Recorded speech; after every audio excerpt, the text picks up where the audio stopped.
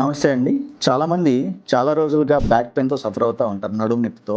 So, ఎన్ని tablets వాడినా తగ్గలేదు అంటారు. ఫిజియోథెరపీ చేసినా తగ్గలేదు అంటారు. సో, ఇట్లాంటి వాళ్ళకి నెక్స్ట్ ఆప్షన్ ఏంటనేది నేను చెప్తాను మీకు. దీర్ఘకాలిక బ్యాక్ పెయిన్ అంటే క్రానిక్ బ్యాక్ పెయిన్. వీళ్ళు ఆల్రెడీ టాబ్లెట్స్ వాడుంటారు. ఫిజియోథెరపీ చేసుంటారు. కొన్ని ఎక్సర్‌సైజ్‌లు చేసుకొనుంటారు. అయినా కూడా తగ్గట్లేదు అన్నాళ్ళకి ఫస్టు ఎంఆర్ఐ తీయాలండి. ఎంఆర్ఐలో ఏమన్నా డిస్క్ బల్జ్ ఉందా? ఉంటే ఏమన్నా ఎంత ఉంది? ఎంత బయటికొచ్చింది బల్జ్ అనేది? ఎంత ప్రెషర్ పడుతుంది నరం మీద గానీ, వెన్నుపూస మీద గానీ అది చూసుకోవాలి.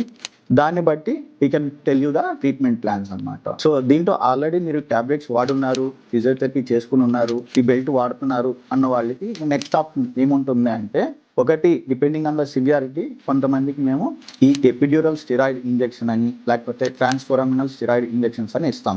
Which is a temporary pain relief. ఒక ఇంజెక్షన్ వల్ల మనకి 3-6 మంత్స్ వరకు పెయిన్ రిలీఫ్ ఉంటుందండి. సో, ఇదేందంటే ఎపిడ్యూరల్ స్టెరాయిడ్ లేకపోతే ట్రాన్స్‌ఫోరామినల్ ఇంజెక్షన్స్ ఏంటంటే, ఏదైతే ఆ డిస్క్ బయటకొచ్చిందో ఆ డిస్క్ దగ్గర మనం ఒక స్టెరాయిడ్ ఇంజెక్షన్ అనేది ఇస్తాం.